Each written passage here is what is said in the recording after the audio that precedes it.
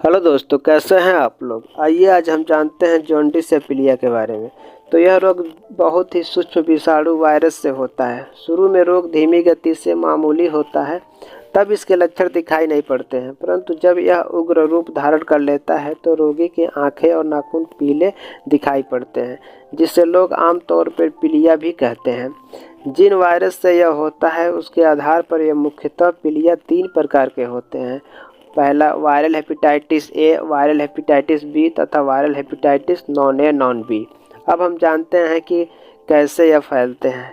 तो यह रोग ज़्यादातर ऐसे स्थानों पर होते हैं जहां के लोग व्यक्तिगत व वातावरणीय सफाई पर कम ध्यान देते हैं अथवा बिल्कुल ही ध्यान ही नहीं देते हैं। भीड़ भाड़ वाले इलाकों में भी यह ज़्यादा होते हैं। वायरल हेपेटाइटिस बी किसी भी मौसम में हो सकते हैं। वायरल हेपेटाइटिस ए तथा नॉन बी एक व्यक्ति से दूसरे व्यक्ति के नज़दीकी संपर्क से होते हैं। यह वायरल रोगी के मल में होते हैं। पीलिया रोग से पीड़ित व्यक्ति के मल से दूषित जल, दूध अथवा भोजन द्वारा इसका प्रसार होता है।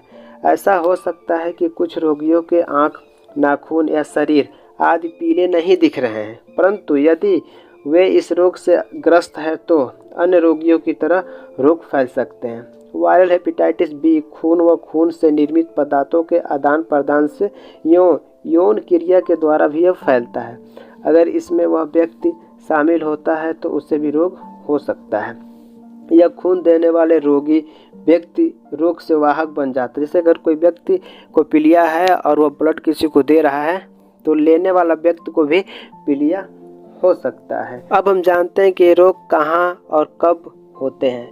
तो ये प्रकार की पीलिया तथा नॉन बी प्रकार की पीलिया सारे संसार में पाए जाते हैं। भारत में भी इस रोग की महामारी के रूप में भी फैलने की बहुत सारी घटनाएं हैं। हालांकि ये रोग वर्ष में कभी भी हो सकते हैं, परंतु अगस्त, सितंबर, अक्टूबर महीनों में लोग इस रोग से अधिक शिकार होते हैं, लेकिन सर्दी शुरू होने से इसके प्रसार में कमी आ जाती है। ए प्रकार की पीलिया और नॉन बी तरह की पीलिया छुआछूत के 3 से 6 सप्ताह के बाद ही रोगी के जो शरीर में होते हैं वो लक्षण दिखाई देते हैं, परंतु बी प्रकार की पीलिया की छुआछूत के 6 सप्ताह के बाद रोग के लक्षण प्रकट होते हैं। अब हम कैसे पहचान करें कि पीलिया किस कंडीशन में है या नहीं है, उसके क्या सिम्टम होते हैं।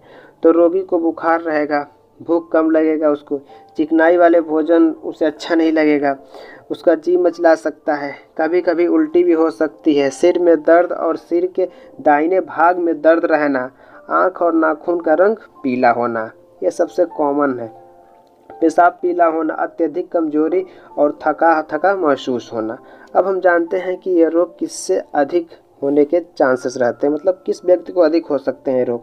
तो ये रोग किसी भी अवस्था के व्यक्ति को हो सकते हैं। यह जो अधिक चांस होते हैं गर्भवती महिला पर इस रोग के लक्षण बहुत ही उग्र होते हैं और उन्हें यह ज़्यादा समय तक कष्ट देते हैं, और इसी तरह यह नवजात शिशु में भी बहुत तेज़ी से होते हैं और ये जानलेवा भी हो सकते हैं छोटे बच्चों के लिए। बी प्रकार का पीलिया ज़्यादा गंभीर होता है, इसमें जटिलताएं अधिक होती हैं और इसकी मृत्यु दर भी अधिक है, यानी कि बी प्रकार की पीलिया से अधिक लोग मरते हैं। अब हम जानते हैं इसके उपचार और इसे कैसे ठीक किया जाता है। तो रोगी को जब लगता है कि पीलिया का उसमें सिम्टम दिखाई दे रहा है तो उसे डॉक्टर के पास जाकर परामर्श लेना चाहिए और रोगी को आराम करना चाहिए, घूमना फिरना नहीं चाहिए, लगातार जांच कराना चाहिए। इस कंडीशन में आपको नींबू, संतरे तथा अन्य फलों का रस भी इस रोग में लाभदायक होते हैं। इसमें वसा युक्त गरिष्ठ भोजन का सेवन हानिकारक है। चावल, दलिया, खिचड़ी, उबले आलू, शकरकंदी, चीनी, ग्लूकोज, गुड़, चीकू, पपीता, छाछ, मूली आदि कार्बोहाइड्रेट वाले पदार्थ हैं, इनका आप सेवन करना चाहिए। आपको मतलब जिसको ये रोग से जो ग्रसित है उसको ऐसे भोजन करना चाहिए। अब हम जानते हैं कि कुछ इनके क्या बचाव करें जो हमारे लिए अच्छे होते हैं। तो खाना खाने से पहले हाथ को अच्छे से धोना चाहिए, भोजन को ढक कर रखना चाहिए ताकि मक्खी या धूल से बचाया जा सके। ताज़ा व शुद्ध गर्म भोजन करें, दूध और पानी उबाल कर पिए, गंदे सड़े गले हुए फल ना खाएं। रोगी बच्चों को डॉक्टर जब तक यह नहीं बता दे कि यह रोग मुक्त हो गया है बच्चा, तब तक बच्चे को आप बाहर स्कूल में न जाने दें। अब हम जानते हैं कि इससे कौन कौन से जांच होते हैं कि हम पता लगाया जा सकता है कि इसको पीलिया है। तो इस कंडीशन में एक सबसे जो इजीली होता है फिजिकल टेस्ट होता है। उसमें क्या होता है कि देखा जाता है कि आंखें जो होती है पीली तो नहीं है और नाखून पीले तो नहीं है। इस कंडीशन में भी पता लगाया जा सकता है। दूसरा जो टेस्ट होता है यूरिन टेस्ट होता है, इसके माध्यम से भी पता लगाया जा सकता है। तीसरा टेस्ट जो होता है CBC टेस्ट होता है, इसके माध्यम से भी बताया जा सकता है कि पीलिया है कि नहीं है। और जो चौथा होता है LFT लीवर फंक्शन टेस्ट, इसके माध्यम से भी पता लगाया जाता है। अब हम जानते हैं कि कौन से मेडिसिन दिया जाता है पीलिया से ग्रस्त व्यक्ति को।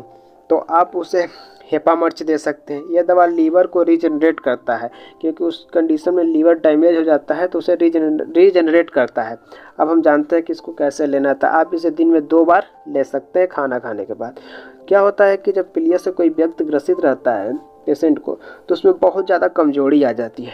तो इस कंडीशन में हम उसे न्यूरोकाइंड देते हैं और इससे उसे ताकत मिलती है। अब हम जानते हैं कि इसे कैसे लेना है। तो आप इसे दिन में 1 बार ले सकते हैं, वो भी सोते समय। इसके साथ आप पेंटाकाइंड भी दे सकते हैं। इसे भी आप सुबह शाम 2-2 गोली, 1-1 गोली ले सकते हैं। सुबह 1 गोली और शाम में 1 गोली ले सकते हैं। इसके साथ आप जेनफ्लेक्स भी दे सकते हैं। जो जेनफ्लेक्स जो होता है, यह क्या करता है कि जो इन्फेक्शन हुआ रहता है वहाँ पे उसको सही करता है। दवा आप कॉम्बिनेशन के साथ दे सकते हैं। इसके हम जान जाते हैं, अगर दवा को आप अधिक मात्रा में दे देते हैं तो इनके क्या साइड इफ़ेक्ट हो सकते हैं। तो दस्त, अल्सर हो सकता है, स्टमक अपसेट हो सकते हैं, nausea, vomiting, loss of hepatitis भी हो सकते हैं और कब्ज भी हो सकता है।